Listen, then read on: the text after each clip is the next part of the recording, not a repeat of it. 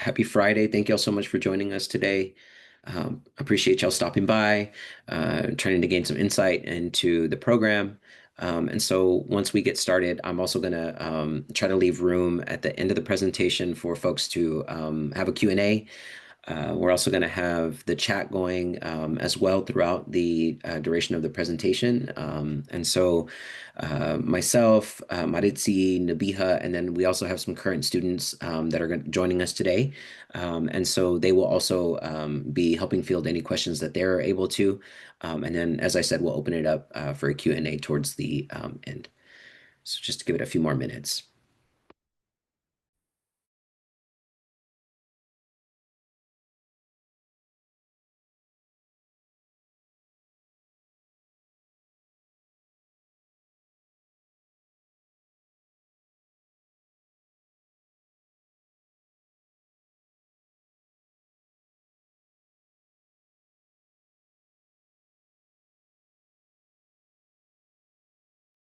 I do see some familiar names logging on, so welcome. So happy to have y'all here today. And as I said, we'll open up the chat at the end of the presentation so that folks can ask questions. So I'll go ahead and jump in. Let me turn back on my camera so y'all can see me. Perfect. So thank you so much for joining us today. Welcome. Today we're going to have our UC Berkeley Master of Engineering Program Information session. And so a lot of times we're definitely going to also give it a chance to break down what that specifically means. I think sometimes folks join and they think that they are sitting in on the Master of Science. This is going to be the UC Berkeley Master of Engineering. So this is our one-year fast track program. So thank you so much for joining us again today. Awesome. So on the agenda, what I'm going to do is go through and allow for some introductions from myself, Maritzi. I'll also allow Nabiha to introduce herself. I feel like she's been really awesome on the team, a great contributor. And so we're super lucky to have her as well. And we'll go through and also cover some of the academics and the program design. We're going to cover a little bit about the capstone experience, as well as your career development specific to Fung and what that means, what we have to offer here. And then we'll cover admissions related information. And then, as I said, the Q&A at the very end. So right now on our team, we've got Janine Bernard, that is our new Associate Director of the program. And so she oversees all student operations. And then myself, my name is Mars Rivas. I am the Senior Admissions Officer.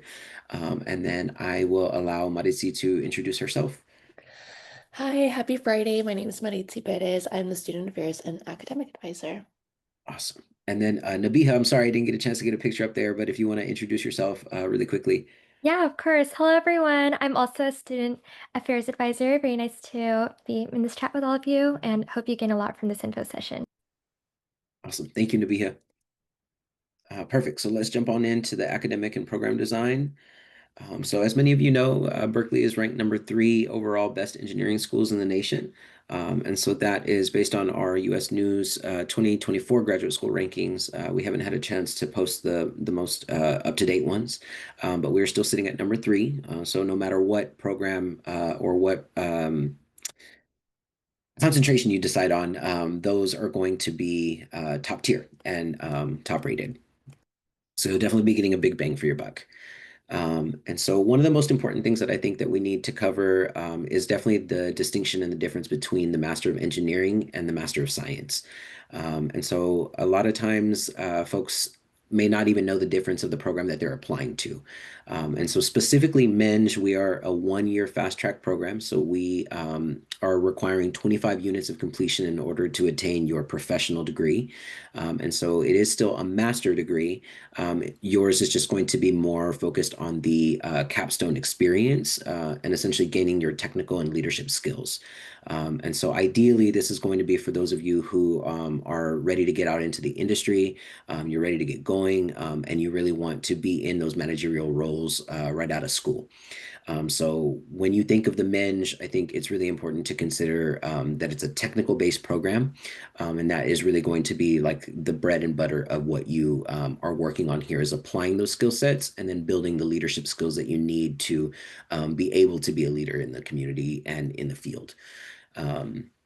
The Master of Science, what the difference is between the MEng and the MS is that is a whole other year. So you're looking at an additional 25 units, and this is more of an academic-based program. So if you're thinking about pursuing a PhD afterwards, this is probably going to be the better fit for you, would be the Master of Science.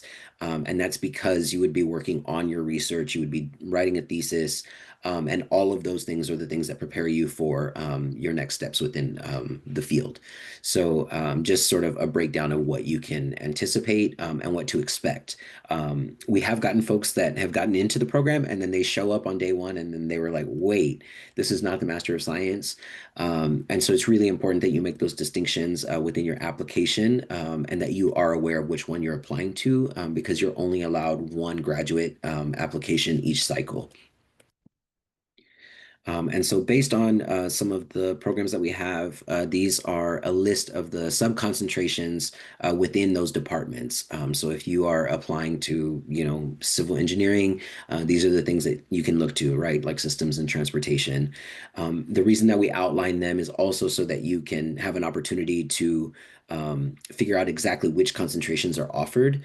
Because even though you may be interested in the men's degree, and even though we may offer civil engineering, it may not have all the subcomponents that you are looking for. So again, I think it's really, really important that you are clear on what that subconcentration is before you submit, because you're not allowed to change once you formally submit your application. You're officially locked in.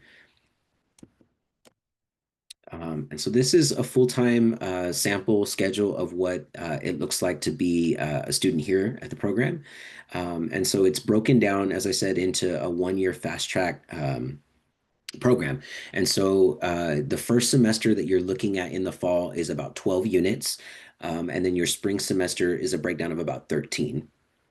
Even though you have two technical electives that are offered within each semester, you still have the ability and the autonomy to choose and add more based on availability, based on approval, and things along those lines. So if you feel like there is some cross experience that you want to gain that doesn't necessarily rule you out, it's just a matter of ensuring that those things are still available and that you have the permissions that you need to be able to sit in on those courses. And then the other thing is your capstone project. And so that's broken down throughout your duration of your time here. So you'll be working on that throughout your time. Two of those units are broken in through the first half, and then three of those units are broken down into the spring semester. First semester is really more about your individual like communication skills, your individual leadership skills, and building those things. So those courses are going to be embedded into your curriculum as well. And then in your spring semester, that's going to be about team building, team communication, and being able to communicate the things that you need to, the leadership skills that you need to have to be able to thrive within a team environment. And then lastly, you'll have your coaching on high-performing teams for the spring semester, and then your program or project management for the first. So we do ask that our students show up and be prepared to arrive ready to go within like the first 2 weeks of August. And so essentially you have these 2 weeks that are broken down prior to when you even start the courses so that you're sort of prepared and you have an idea of like what to expect, what to build on, and sort of how things are going to go throughout your duration of your time here because it is fast and the time does fly. Honestly, it's kind of hard to believe that we're already in November. It feels like our incoming class just started. And so I'll let them speak to those experiences too. I feel like they might be better able to outline like what that looks like for you. And so that's sort of the breakdown of what you can expect here. So all in all, even though it is a one-year fast track program, you're really looking at essentially attaining this Master of Engineering within the duration of 9 months in a breakdown. So just to give some context. And with the program design, so the way that it's broken down is you are responsible for a core leadership curriculum, which is about 8 units. And so all of those units are going to be designated to your management style towards strategy building, innovation, all of those things. And then we incorporate that. And the reason that the gears are outlined like within this slide that way is because we're trying to outline how all of these things fit together. And so even though you're still working like, throughout your duration of your time with your 8 units of your leadership curriculum, you're also still working on your project and essentially putting those skills to use in real time. And so I think that really comes in handy for our students whenever they're walking out of these programs. And then obviously, because it's a technical program and because it's an applied skills program, your departments, your concentrations, all of those things will be specific to your units and your technical electives and the things that you're able to build upon there. And so that's how all of these things merge together to create the design of the MEng program. I'm going to admit some folks. All right. And so, based on a National Association of Colleges and Employers, this was a survey that went out. And what we're seeing and what folks have reported back is that these were the skills to professional success. And it was leadership that really moved all folks forward. So, as you can see at the very top of the ratings, it is the ability to work in a team and leadership skills that take the front, the lead in that. And so these are the things that folks are looking for whenever they are, hiring folks, whenever they're picking folks to run their teams. And so these were the things that they communicated that were important. And these are all of the skill sets that you're going to be working on, building, and able to attain while you're attending your time here at UC Berkeley. All right, so we'll jump over to the capstone experience. And so essentially when you are cross collaborating with, your folks in all of the different departments, because that's how the capstone is set up. We don't just pair you with, the same set of, like, let's say you're a nuclear engineer. We don't just pair you with the same folks within the cohort. We try to really work on the cross collaboration so that folks are getting out there and they're able to solve those problems in real time and find solutions to those problems in real time. And so these are just some examples of the capstones that we have that folks are working on. And this is just a few. There's a list of so many, but it just goes to show as well that you're also going to be able to take skills from these other projects that you're working on, even if they don't directly apply to you.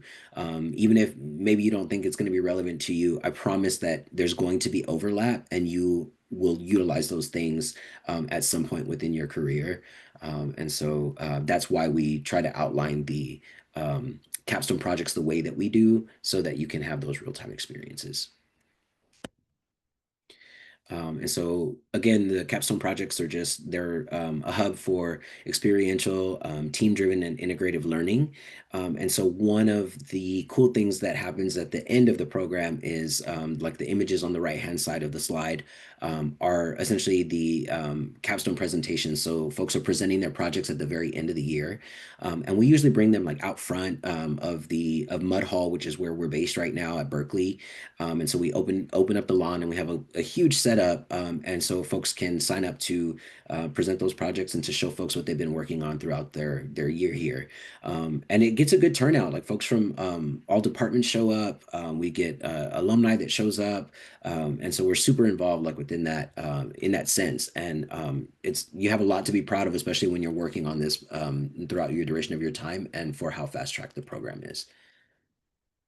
And so we kind of talked about that, like every project within the capstone is going to have a real life technical challenge. And we know that integrative learning is the key to innovation. So there's the reason that the curriculum has been built the way that it has. There's a reason that we outline the projects the way that we do. There's a reason that we're ranked #3 in the nation. And I think a lot of that has to do with the way that, our students are learning and the way that they are taking those skills and utilizing them. So I'll jump over to career development. And so one of the many cool things about being at UC Berkeley, but specifically at Fung, is that we have our own career services provided to our students within the College of Engineering. And so that is not every institution can say that. I think a lot of institutions may have their general career services, but I don't know many places that can offer you very specific like branding, very specific skills that have to do with like your resume, with your with interviewing, and something as important as salary negotiations. For some of us who are getting out in the field, like things like that can be very scary and very intimidating when you are a new grad. But what I feel like we do well is that we try to prep our students for all the things that they are going to come up against and all the things that they can expect, as they're getting themselves out there. And so I think that a lot of things happen within Fung. And so I think this is also kind of like a special component that you would be paying for within your education, an investment for sure. We also have a number of series. We have affinity groups, whether that be like a career chat series. Sometimes we have the summer webinar series. And so a lot of this is really trying to get our students to also be able to connect with one another, connect with alumni, connect with other people who are uh, working on things that you're working on within your same realm. And so we do have the Funk Institute Connect, and this is also a way that we're, pairing up our alumni and our current students and all of that great stuff. We do have industry mentor initiatives. So a lot of folks who have, again, our alumni who have graduated from UC Berkeley, who are doing really great work, are also very interested in getting involved. And so we're just trying to keep all of those relationships going so that we can continue to grow and expand and network. And that's also something that you get here when investing in Berkeley and being here at this program is you're going to get a huge network, especially based on where we are in the Bay Area. And so another way that we allow our students to connect, we share, we've got a Master of Engineering resume book. We host multiple alumni networking events. I know that we do alumni brunches, we do alumni happy hours, and current students are invited so that you can get a chance to interact, talk, see what's going on, see what folks are working on. You have no idea how something as simple as like a conversation that happened a couple years ago might turn into something later, because you may have remembered each other, because you may have connected on some level. And so, yeah, really great networking events in all forms, employer events, mentorship opportunities. And yeah, so just a lot of really great things here when you sign up to be a Berkeley student. I know folks are always interested in like, okay, so like where are your students landing? Where are they going? So this is just kind of a quick outline of just a few places that folks have landed, a few things that they're doing. We have a number of software engineers coming out of Berkeley. The electrical engineering and computer science department is our second largest department, mechanical engineering being the first. And so this is just an example of like where some of our big tech folks have ended up, where some of our startups are at, um, and what skills they've developed along the way. And so we've got a number of folks who are doing the CEO founder thing, and we have a number of folks who have been in Forbes. So it looks like we've got about 8 folks who have been recognized in Forbes 30 under 30. Um, and so, yeah, 82% of our students, I would say, that graduate from the department stay working within the US, and 66% of our graduates are actually employed here within the state of California. And we definitely have produced well over 50 founders of multiple organizations across the board. Median salary for folks that are walking out with a Master of Engineering is about $115,000 a year. That varies depending on obviously your field, specific skill set. And then we're looking at about an average signing bonus of just under $12,000. And so just to give some insight of like what you would be investing in and what that turnaround would look like. All right, now let's jump into the probably the most important stuff. I know that many of y'all have questions about admissions and what we're looking at. And so this is where we're sitting right now. We're sitting at just about 460 students in class size. About 63% of our students are international by passport. So a very diverse institution, very diverse group offering. We have folks from all ages and ranges. I would say our average class or our average age of our student is 23, but that doesn't necessarily mean that like it's a bad thing that you go out into the world and like get some, some hands-on experience. I feel like folks always inquire about whether one thing is going to impact their application or another. Not at all. I think it really just truly depends on how you're outlining your application and making those connections. All right, so our upcoming deadline is going to be on Wednesday, January 7th, and we're going to close that portal at 8:59 p.m. Pacific Standard Time. I highly, highly recommend submitting well before the deadline, just in case you require time to get extra materials in, that it allows for that, especially if you're working with like folks that you're waiting on a recommendation letter on or things of that nature. And so you'll want to go ahead and make sure that you have started your online application. You'll want to ensure that you have your department and your concentration outlined. The things that you're going to need to submit on your portal are also going to be either your CV or resume. We do require academic transcripts. They do not have to be official, so they can be copies of your institution, just as long as we can still make out the institution and your overall GPA. It just needs to be legible. And then if in the event that you're admitted into the program, then we would request official documents at that time. We also require two different statements. One of them is going to be your statement of purpose, sort of like your why, your reasoning behind like why you want to be here at UC Berkeley, why it would be a good fit for you. And then your personal history statement, which is sort of your background, experience and everything that's led you up to this point. And then the only program right now within MEng that requires the GRE is the Industrial Engineering and Operations Research. But if you're applying to any of the other programs within MEng, we do not require the GRE, and it will not be reviewed if you include it. So just a heads up there. And then we also require 2 to 3 letters of recommendation, depending on your program. And then if you have graduated from an institution that is not within the States, and then the primary language that it was taught in was not English, then you would require a TOEFL or an IELTS. And so we can always cover some of those questions and things towards the end. All right, so application fee waivers. So the waivers that we do have right now, they are exclusively available to UC Berkeley students or undergrads and alum. And you have to be a Cal resident. So if you're a Cal resident and you are either a CSU or a UC system alum, your application fee would automatically be waived. And so that would happen once you get towards the end of the application portal. It's essentially won't ask you for payment, and then you'll be able to submit, and then you won't get the reminder because the waiver will have automatically applied. We do have waivers that are open to US citizens and permanent residents. You do have to demonstrate financial need, and you have to be participating in eligible programs. These things are going to go through graduate division. They don't go through the Fung Institute. And so I'll be able to also hand out a little more information about that as well.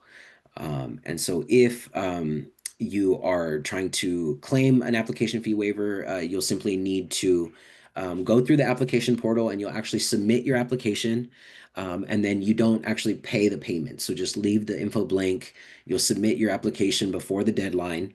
And then that's it. You reach out to the graduate division, and then you request the waiver through there. And then if you're approved, then it would be applied to your application. And then if not, if you're not approved for that, then you would need to pay the payment before the deadline in order to be eligible for review. And I believe Wednesday is supposed to be January 7th, not January 8th. So I think that's a typo on my part. Awesome. So funding your experience here at the department. So if you're a Cal resident, you're looking at your cost of tuition is just under 56,500. And then for non-California residents, tuition is sitting at just about $68,000 for the year. And I know that this also includes the health insurance component that's a requirement. And then it does not include living expenses. So those are going to be additional things that you'll need to consider when thinking about funding your application or funding your experience here at the program. We do offer multiple funding opportunities. We have merit-based opportunities. Everybody is automatically submitted into consideration for merit-based based on your submissions. And then we also have a Dean's Full Grant Scholarship, a Dean's Grant. We also have opportunity grants that are need-based or educational diversity-based. For the opportunity grant, what you would need to do in order to be considered is there is a completely separate section on the application, and it's going to ask you for like another short essay, and it's going to have a series of questions that sort of asks about your like financial background, what other like income or support that you're receiving. You have to fill out that form completely, and so in order to be considered for the opportunity grant. And so just make sure that you fill out all of the questions. Even if the answer is zero, make sure you actually input a zero. If you leave anything blank in that section, that will mark your opportunity grant as incomplete for consideration. So just make sure that when you're working through those things that you specifically answer those questions and input any information that you feel is necessary for us to know. And then I've seen the ranges for these opportunities be anywhere between the ranges of $1,000 to $30,000. And that is broken down into your year here. So depending on what you're awarded, like let's say you're awarded that $30,000 like Dean's Full Scholarship, then that would be broken down like 15,000 for semester one and 15,000 for semester two. So just to give you some context. Oops.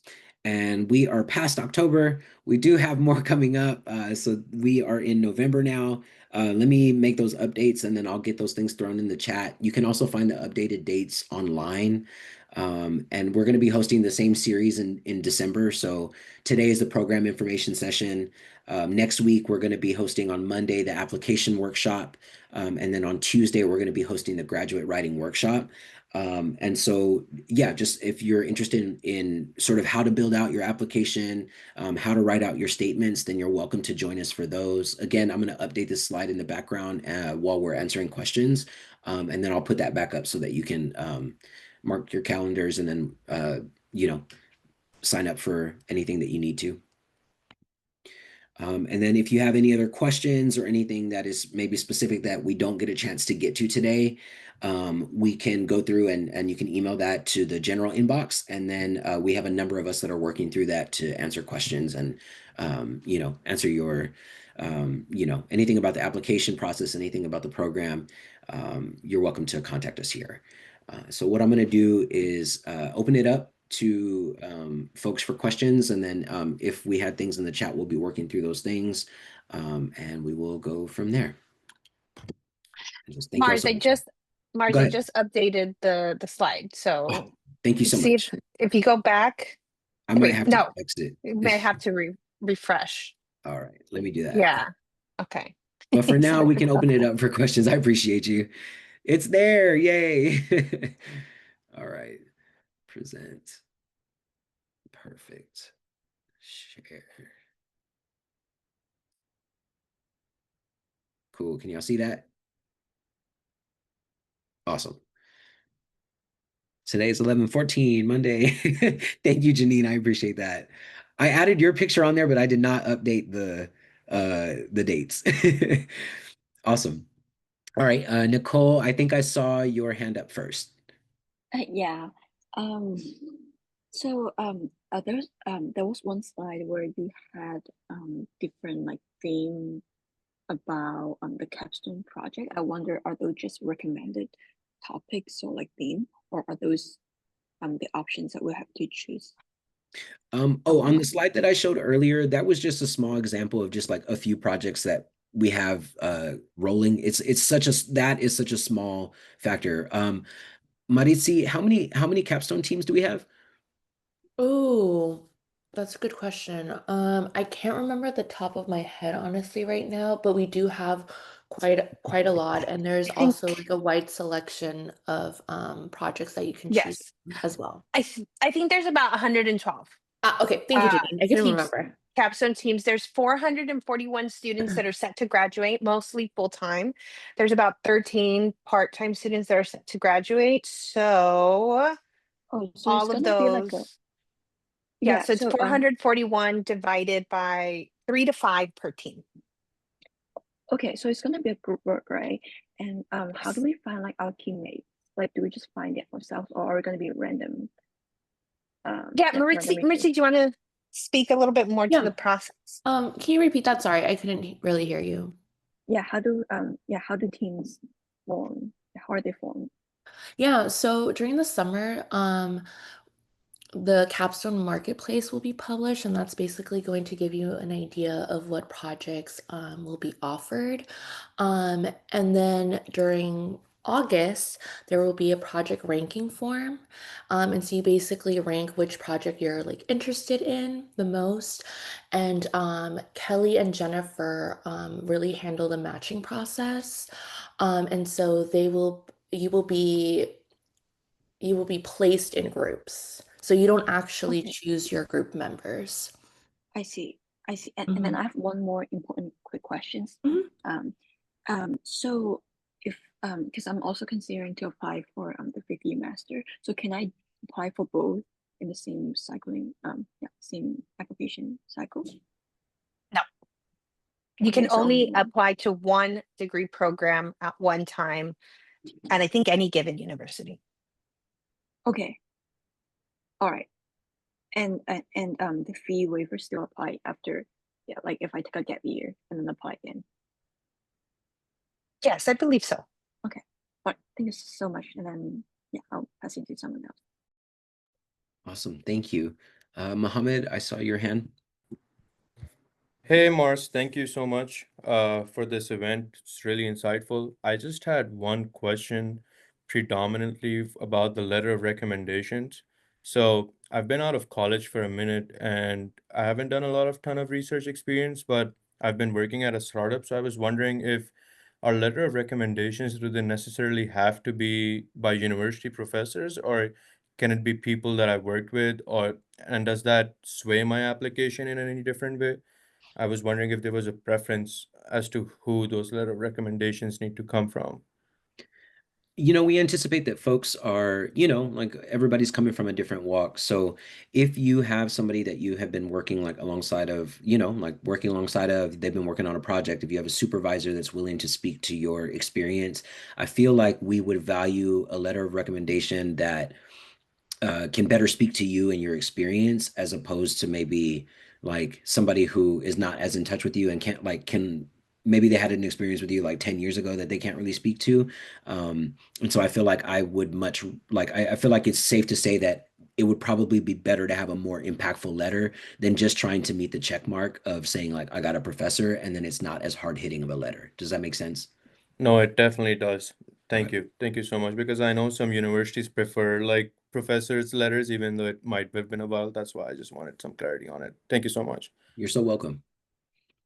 Jesse, I saw your hand earlier. Yeah, hi. Thank you so much for hosting this information session. I just had some questions about admissions. My Okay. first one is, so I'm currently an undergrad student and I studied abroad during my time in college, and I was just wondering for the transcript, would you like my transcript for when I was abroad as well, with that university, or is just my main university transcript fine? If to my understanding, where did you attain your undergrad degree from?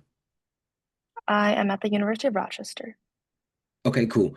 To my understanding, I believe if you have studied abroad through your institution, technically, like they have an agreement with the other place that you have studied, so your grades should be reflected on your transcript for Rochester, and it should be awarded under your like under that field. If you want, you're welcome to like send over a transcript and I can just like take a look. But I'm like 99% positive that if you studied abroad through an institution within the US, your credits are still within the US. So Okay, yeah. you would only require the unofficial transcript for like the institution that you graduated from. Okay, great. Yeah, on my unofficial transcript, the study abroad university is on there. Um, Mhm. but it's just like pass fail because we're required to pass the other classes when we go abroad. Okay. Yeah, yeah, yeah. Then that would be that should totally suffice. If we needed Okay, anything extra from you, somebody would contact you and communicate that. okay, awesome, thank you. And then my second question is, I noticed like cohort size statistics were shown, but I was wondering what the acceptance rate is for the overall image program. That varies because we have, even though we have like 460 students within the entire program, that depends. Like I think we have well over 100 students in EECS. We have well over 100 students in mechanical engineering, and then it's very different for the number. I think we have like 30 nuclear engineering students. So the numbers really vary across the board, and I don't know off the top of my head like exactly what like the acceptance rate is. Okay. I would have to look that up and like get back to you on that. Okay. Is there something that I can look up? No, so I just did some analysis back in October, and let me see, where was it? I'm Admit rate. specifically, sorry, I'm No, specifically interested in the bioengineering program, if that helps at all. okay, so we don't break it down by Okay. that, but the total admit rate was about 30%. But I can tell you, let's see, last year we admitted, I think, 55 BioE students, and then about how many are enrolled right now? I think it's, or no, I think that's how many were enrolled. And so I don't know the number of total applications, but I would say BioE is one of our smaller-ish departments. So the big ones are going to be ME, mechanical, EECS, IEOR. Those have ME the most. EECS and IOR are both at 74. And then it's BioE. Then it's MSc, CEE, and then the smallest is nuclear. So I Okay. would say I think smaller departments have a higher rate just because if they have 100 applicants and they admit 50, that's a 50% admit rate, as opposed to EECS that gets like 2,000 applications and they admit 150. Yeah, that makes sense. Okay, thank you. That was very helpful. Thank you, Janine. But in my Um, next project will be to break it down by department. all Awesome, right. thanks. Fulem, I see you next. Okay, thank you very much. I noticed that MasterCard Foundation partners with UC Berkeley, but when you were talking about the funding, I didn't see that MasterCard. I'm in Cameroon, in Africa, so I was hoping to apply depending on the MasterCard funding. So does it apply to the MEng in UC Berkeley? Is always only for other programs? So no, MEng is definitely one of the departments for MasterCard scholars, but you would need to submit your application to us first, and then I believe the department would make the recommendation for the MasterCard scholars. Janine, do I have that correct? Yes. I actually reached out to the MasterCard folks last week on the 10th, 4 days ago, earlier this week. And so they said there is a session I'm going to on the 2nd, but that's not until December.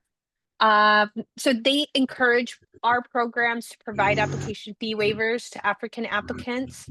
And then they also provide a small amount of waivers. So you may be eligible to receive those either through the foundation themselves or through the program. But we haven't looked at fee waivers just yet from African applicants. And so what they said is so last year they received 700 applications and they were able to give 150 fee waivers. So that's directly from the foundation. So Mars and I can look through what's been submitted this far, and then we can make a decision about our African applicants. Thank you so much for mentioning the fee waivers because I actually applied for the application fee waivers and they said the emails will be sent to us on the 24th of this month. And thank you so much for the response. It's well understood. Thank you. Okay, you're welcome. Awesome. Thank you, Janine.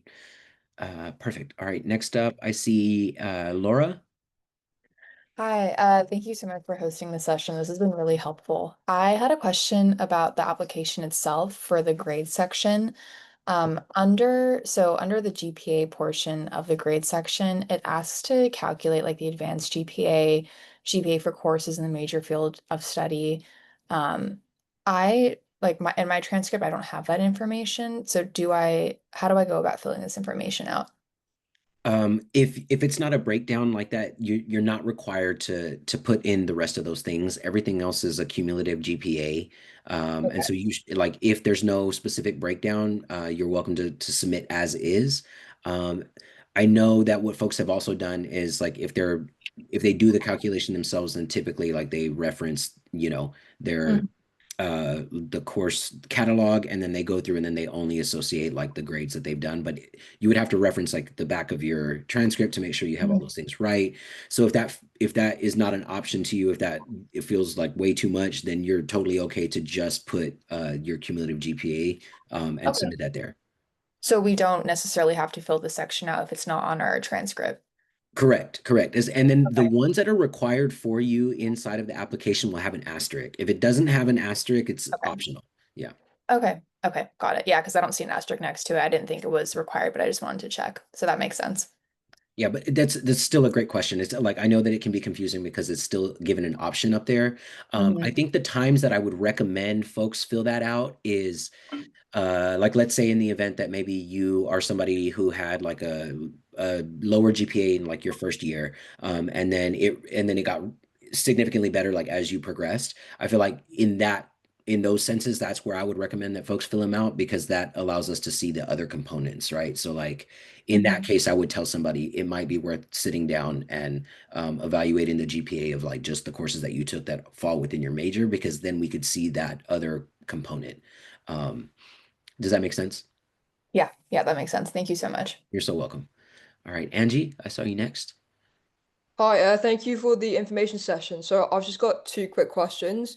Firstly, what is the undergraduate background for most of the students in BioEng, MEng? Like if it's generally all people from a BioEng undergraduate background, or if there's a lot of people that are in like life sciences, so like bio, molecular genetics, immunology. Angie, that's a really great question. I'm probably going to have to put you in touch with Joy. I feel like she's the graduate student advisor from the Department of BioE. I feel like she might be better able to answer that. I know specifically in Meng, we don't necessarily require our undergrads to have like a background in engineering, but we do ask that they have the technical like some technical exposure, right, and that they have skills within that, like the technical experiences, and that they have some coursework that would show their ability to handle rigor. Each breakdown of the department may also have some recommendations on their individual website, but for that one I may have to ask Joy because I'm not as well versed with like the specific BioE group. I can email her if you want, and we can try to get that in. I may have you shoot me an email at the general fund inbox so that I can have a trail documented, and then we can go from there. That would be great, thank you. And my second question is, since the MEng degree is an industry-based master, would it be worthwhile to mention professors' research that your interests align with in your personal statement?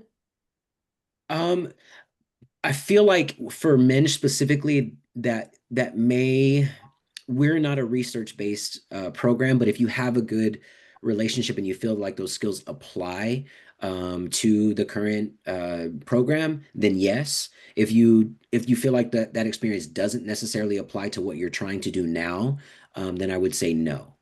Because each statement only allows for 1,000 words, and I would want to ensure that you maximize your word count for each statement and not take away from something if it's not going to be helpful in building the application.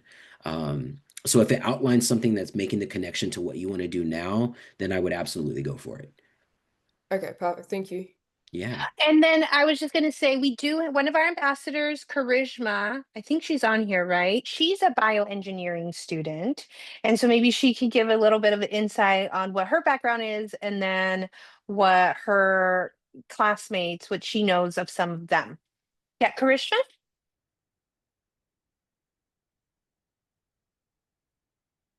Hi.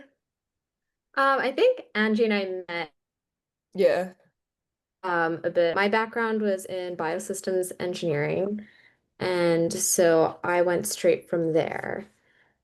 But yeah, like as I mentioned in our call too, doing research isn't necessarily part of the program, but it's always good to mention your interests and your application as well. And just like out of curiosity, people you know in your cohort, are most of them did most of them have like a bio eng undergraduate background, or if there's like loads of people in life sci as well? There's a good mix. I've met a couple of people that have like just chemistry backgrounds, and yeah, they find that it's been a like okay adjustment for them. Okay, thank you. Yeah, no problem. Awesome. Thank you for your questions, Angie. Let's see. Jesse, did you have another question? No, I'm good. Thank you though. Okay. Nicole? Yes. Um, I see that there is like part-time option for the program. So I was wondering for longer, like 4 years, for example, is my tuition for each semester gonna be like, does it mean I have to pay more like overall, like double the amount? Or because for example, if I take 4 years, right, it means like double tuition, or is it tuition based on the number of units we take each semester? Janine, could I ask for some support with that question? Yeah, so this is about the part-time you said? Yeah, for Yeah, the she's part-time. Yeah, asking how is the about. tuition different? Yeah, Oh, so yeah, go ahead. part-time, yes, so part-time MEng is considered a self-supporting graduate degree program. So that is charged by the unit. And as opposed to the MEng is a 9-month professional program, which is charged by semester. The self-supporting programs are not eligible for federal aid or financial aid because there is that not because you have to pay by the unit. You can't like take 12 units in order to be a full-time student and pay like $70,000 each time you're enrolled or whatever it amounts to. So that's how it's different. And actually, I can drop in let me see, where am I going? Registrar's office. So under the registrar's office, there's a fee schedule. So let me drop that in the chat. So in the chat, I'm dropping that's the fee schedule for classes. So if you go down and you look at graduate professional college of engineering, um master of engineering, and then let me go find the self-supporting programs. So then the second link I'm dropping is the SSGPDP. Um, and so that you can see, if you scroll down also, let's see, scroll down. Also, there should be a Master of Engineering part-time. And so then you can see that it can be up to 4 units, and then it's a total of 25 units on campus, and it's about $2,200 per unit. But each each academic year, fees are subject to change according to the UC Regents of California. And so, but that's where you can see the two different kind of breakdowns of tuition and fees. Yeah, so if I choose to do the part-time option, I won't be able to receive any grant. Um, like the tuition will still be based on the number of units we take. Correct. The But we won't part-time be is number of able to units. receive, but we won't be able to receive the government federal grant for it. No. Okay. So for that's what the Okay. self-supporting is. That's the caveat. A lot of Okay. students in that program, maybe they're employed and they're getting tuition assistance from their employers, or but yeah, that's a difference. Okay, I see. And then a few more questions. So, since my major is mechanical engineering right now, am I still allowed to take any like unrelated, like when I take my technical classes, do I have to take, for example, a product design concentrated classes? Like how is the requirement being met there? Like, yeah. Yeah, so there is there's going to be technical courses in the program that you have to take, and then there's going to be requirements and then electives that you can take. Let me try to find that on So, the website. Mhm. so is there like table for like which concentrated which classes fulfill a certain concentration? Like is this how that Yes. works? Okay. Yes. Okay. Yeah. Okay. Yeah. So and Mhm. and also for admission, if I haven't taken any like biology or in bioengineering classes, but if I like am I still eligible to apply for a bioengineering degree for my So undergrad? are you saying you want to go into the mechanical or bioengineering? Like if yeah, if I want to go into the bioengineering, but I haven't taken any like bio classes in undergrad. I mean, you can apply. You can definitely apply. I think that as long as you make a argument or just not justification, but as long as you explain that, hey, my background is in this, but I've through my experiences or work experiences or anything like that, now my shift is in this other side. You could just kind of explain why you want to make this shift, even if your background is in something else. Does that make Okay, sense? yeah, that makes sense. And then one last question. Earlier, oh yeah, actually on the slides, for the full-time funding opportunities, is it in the same application or is it separated, like a separate form that we have to fill out, or is it included in the form Yeah, in the I application? think it's included. The financial information is part of the application, and that's in- make sure to write to complete that section, because that's where we're going to make that determination, right, Mars? Yeah, yeah, yeah. Okay, all right. Thank you so much. Okay. And then I just dropped down. So this is the Fung Fellowship website, and then you can click on any of the departments that you want to, or there that you're interested in, and then you can see a list of sample curriculum, and then you can go into each of the departments have their own web page for an MEng in their department. Yes. So we have about 6 minutes. Camilla, can go ahead. Hi, so I'm interested in the bioengineering program, and I was wondering, like, for the capstone projects, are they projects that are sponsored by industry or faculty members, or are they just kind of assigned by the school? And do students ever have the opportunity to take those projects to like the patent or startup level after they graduate? Um, so we do offer industry and faculty-led projects. If you could just email me, then I can connect you with Jennifer and Kelly, and they can provide you more information on that matter. And I can send you the email address on the chat. Okay? Okay, thank you so much. Yeah, no problem. Lara? Sorry, I had one more question quickly about the application. Under the employment section, do we need to include any internships that we did, or is it just full-time work after graduation? Wait, I'm sorry. Can you say that again? So under the employment section of the application, does Oh, that also include internships throughout undergrad, or is it only limited to full-time employment after graduation?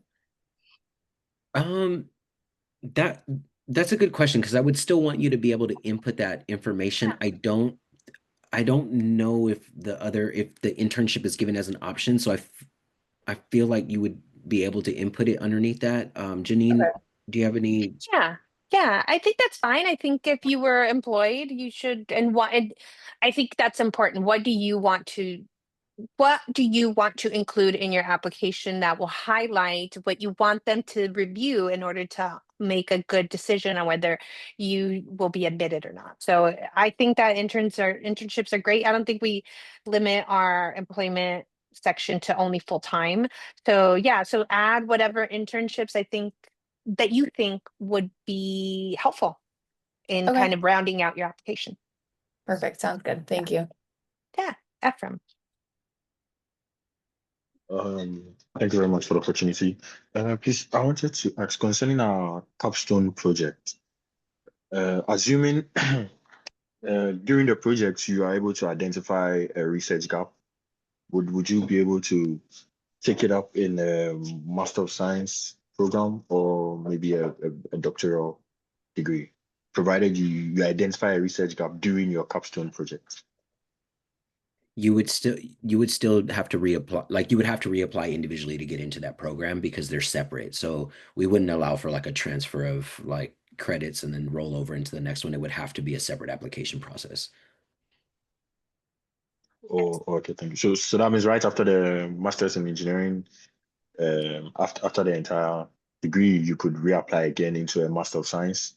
Yes, sir. Yeah, Depending on the fact, like as long as there's not too much like overlap, because I know that sometimes like if something is considered a duplicate, it may not. But to my understanding, one is professional, one is academic, right? So you would be eligible to apply. Oh, okay, thank you. So I think let me clarify more. So I saw during the different um, groups which the capstone projects fall under, there was one that bipedal robotics locomotion. So assuming I was assigned to that capstone project, and during my time, I'm able to identify a research gap in there. Maybe in my next application cycle as a doctoral student, could I reference it from that capstone project and also apply to take it up as a doctoral degree research area? So do you mean like if you're working on a project in the MEng and you find that you want to keep working on it, can you then take that on into a Master's of Science or PhD? Yes, please. I think that's fine unless there's some kind of intellectual property parameters that if you're using somebody else's data set, for example, there might be some parameters, but I think if it's something that's a passion project for you and that you've worked on the capstone and maybe you want to take it further and study that further, I think that's perfectly fine if there are no kind of limitations, especially around data sets and intellectual property. Thank you, Jenny. Oh, okay, thank you very much. That was very helpful. Mhm. Okay. And now last question, because we're almost at time. Hanks. Oh, thank you for letting me be the last one. I got a master's degree in artificial intelligence. Am I eligible for applying electrical engineering and computer science? Was it an MS? What kind of master's was it? MSAI. So a Master's of Science in Artificial Intelligence. Yes, that exactly. That would depend. If the curriculum is a lot of overlap, like how I mentioned earlier, so like if you are applying for like another master's of like AI, I think that would depend. We would have to get that reviewed by the department to see if there's approval for it to be considered like different degrees. But if the concentration is separate and you're trying to like apply a different technical skill set, not specifically to that, then there may be some wiggle room. So if you want, can you send an email to the Fung inbox, and then what I can do is put you in touch with the graduate student advisor over at the electrical engineering department, because I just want to make sure I get you the right information. Yeah, thank you.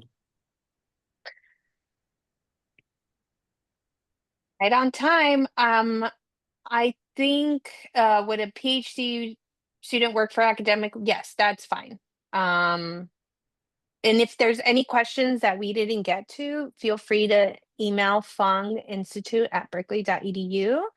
And then is it necessary to add name essay as no? This is for Francis. No, we know what it is. Just make sure that you upload it into the SOP section for statement of purpose and PHS for personal history statement. And it's going to be a PDF with your name all over it. So you don't need to like separately add it or a title. Or I mean, if you want to get it clear on your end, you can maybe just write SOP or PHS or something like that. But all right, crew.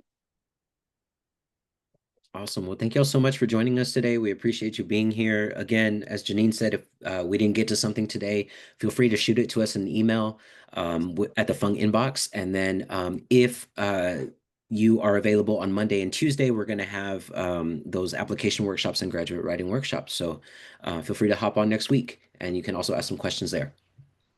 Alrighty, y'all. Have a good Friday. Enjoy the rest of your day. Take care. Bye. Bye.